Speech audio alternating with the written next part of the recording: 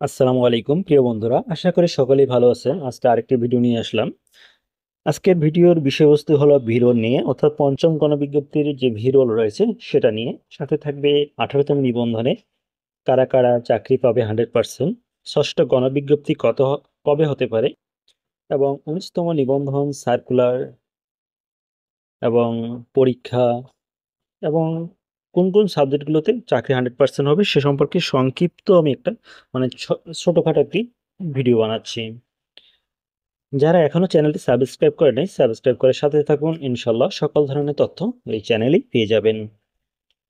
ভিরোল form পূরণ নিয়ে সুখবর দিল এনটিআরসি, আর এই নিউজটি করছে কিন্তু ডেইলি ক্যাম্পাস। পঞ্চম গণবিজ্ঞপ্তি নিয়োগের প্রাথমিক সুপারিশ পাওয়া শিক্ষকদের অনলাইনে পুলিশ ভেরিফিকেশন ফর্ম পূরণের কার্যক্রম শুরু করতে স্বরাষ্ট্র মন্ত্রণালয়ের সুরক্ষা সেবা বিভাগে চিঠি পাঠানো হয়েছে বলে জানা গেছে।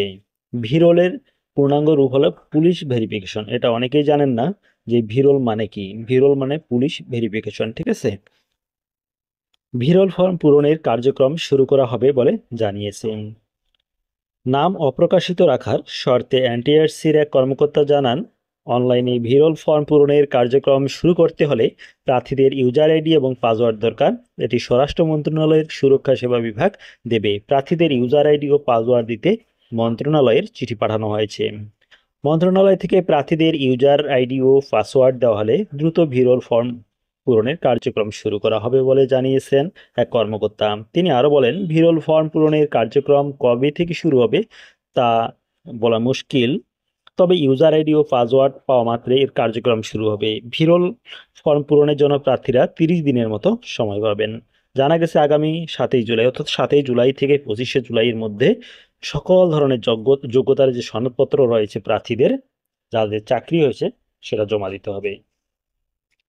আপনারা জানেন এখানে 96,736টি পদের একটি গণবিজ্ঞপ্তি প্রকাশিত হয়েছিল, যার মধ্যে স্কুল অ্যান্ড কলেজে ছিল 43,286টি এবং মাদ্রাসা কারিগরিতে 53,450টি। এখানে মাদ্রাসা ও কারিগরি বোর্ডেই সবচেয়ে বেশি ছিল, 53,000। এবং এরই পরিপ্রেক্ষিতে গণবিজ্ঞপ্তিতে আবেদন করেছিল 23,732 জন, আর 23,732 জনের মধ্যে 22,000-এর কিছু বেশি প্রার্থীকে কিন্তু সুপারিশ করা হয়, সুপারিশ প্রাপ্ত তারা হয়, আর বাকিগুলো কিন্তু সুপারিশ প্রাপ্ত হয়নি। 18তম নিবন্ধনের লিখিত পরীক্ষা 12 এবং 13ই জুলাই। আপনারা সকলেই জানেন, যারা পরীক্ষা দিচ্ছেন, ভালোভাবে পরীক্ষা দেন। এখানে 4.5 লক্ষ প্রার্থী পরীক্ষা দিচ্ছে। এবার কিন্তু সবচেয়ে বেশি লিখিত পরীক্ষা উত্তীর্ণ করাবে। আপনারা সকলেই জানেন প্রচুর পরিমাণে কিন্তু শূন্যপদ রয়েছে, প্রায় 1 লক্ষর কাছাকাছি। পঞ্চম গণবিজ্ঞপ্তিতে প্রায় 96,000 দিলেও সেখানে 22,000-এর মতো নিয়েছে, বাকিগুলো সবগুলোই ফাঁকা রয়েছে।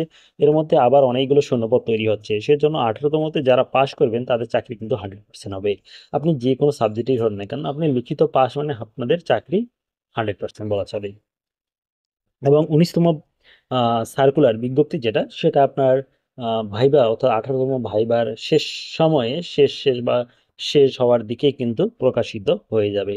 আর এখানে কিন্তু 19তম নিবন্ধনকারী যারা আছে তাদের কিন্তু পরীক্ষা পদ্ধতির বেশ কিছু পরিবর্তন আসবে, তা আমার পূর্বের ভিডিওগুলো দেখলেই বুঝতে পারবেন। আমার ভিডিওতে অনেকেই অবশ্য আমি বিভিন্ন বিষয় নিয়ে বিভ্রান্ত রয়েছেন, সেটা ক্লিয়ার করি। আসলে আমি লিখিত পরীক্ষাটা এটা এখন পর্যন্ত বাতিল বা আদার্স কিছু, এটা চূড়ান্ত কোনো ধরনের কিন্তু এখন পর্যন্ত পদক্ষেপ বা সুরা হয়নি।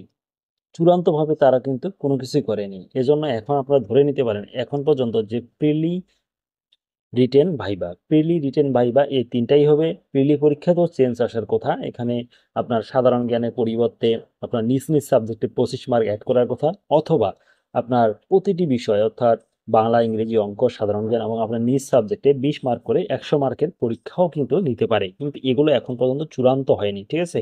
চূড়ান্ত হলে তারপরে আপনারা চূড়ান্তভাবে জানতে পারবেন যে সিলেবাসটা কি হচ্ছে।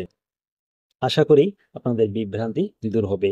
আর যারা 18তম নিবন্ধনকারী বা নিবন্ধন পরীক্ষা দিবেন তারা অবশ্যই ভালোভাবে দেন, কারণ এখানে পাশ করলেও কিন্তু আপনার চাকরিটা নিশ্চিত আছে, হোক সেটা কলেজ কিংবা স্কুল বা মাদ্রাসা। ধন্যবাদ সকলকে, ভালো থাকবেন, সুস্থ থাকবেন, আর অবশ্যই চ্যানেলটি সাবস্ক্রাইব করে সাথে থাকুন। আসসালামু আলাইকুম।